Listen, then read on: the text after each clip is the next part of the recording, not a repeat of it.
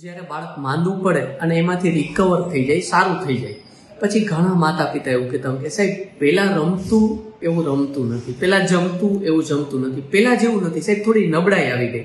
તો આના વિશે શું કરવું? તો એ શેને લીધે થાય છે, એના માટે આપણે શું કરી શકીએ એના વિશે વાત કરીએ.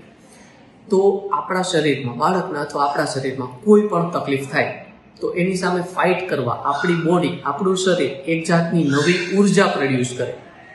એને લીધે એ જે વસ્તુ આપણા શરીરમાં આવી એ બહાર નીકળી જાય. એટલે આપણું શરીર છે એ જ એક જાતની ઇમ્યુનિટી અથવા રોગ પ્રતિકારક શક્તિ ઊભી કરે. એને લીધે જે વસ્તુ આપણે તકલીફ હોય એ બહાર હેલી જાય. પણ આવું કરવામાં બોડીને બહુ જ તકલીફ પડે. આપણું જે પ્રોટીન, આપણા વિટામિન, આપણા બધા પોષક તત્વો હોય એ બધી વસ્તુ એમાં વપરાઈ જાય. એને લીધે આપણે નબળાઈ આવે, પહેલી વસ્તુ. બીજી વસ્તુ, જ્યારે આપણે માંદા હોય ત્યારે આપણે જમીએ નહીં, પાણી ના પીએ, એને લીધે આપણા શરીરમાં પાણી ઘટી જાય, પોષક તત્વો ઓછા મળે, અને એક તો બધા પોષક તત્વો બહાર નીકળતા હોય એ ટાઈમે, એને લીધે આ નબળાઈ આવતી હોય. તો એને નોર્મલ ગણવું કે નહીં? હા, એ નોર્મલ છે, પણ 4 થી 5 દિવસ રહીએ તો જ નોર્મલ છે.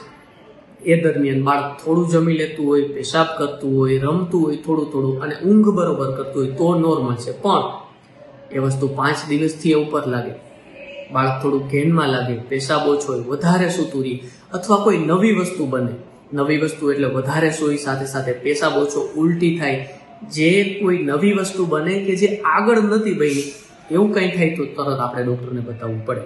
બાકી આ વસ્તુ નોર્મલ છે. થોડુંક જમશે, ઓછું જમશે, થોડું રમશે, ઊંઘે કરી લેશે, પેશાબે બરોબર કરી લેશે તો બાળક નોર્મલ છે. ગભરાવાની જરૂર નથી.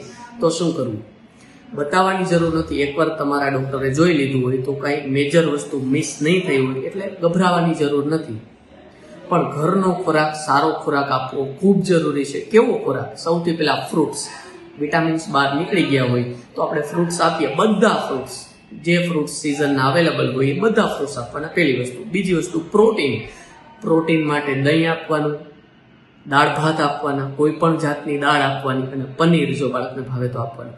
તો ફ્રૂટ્સ, દહીં ભાત, દાળ ભાત, પનીર, આવી બધી વસ્તુ આપીએ આપણે બાળકને માંદપમાંથી બહાર આવે ત્યારે, તો જે બધા પોષક તત્વો નીકળી ગયા હોય એ પાછા આવી જાય અને બાળક પાછું રમતું થઈ જાય.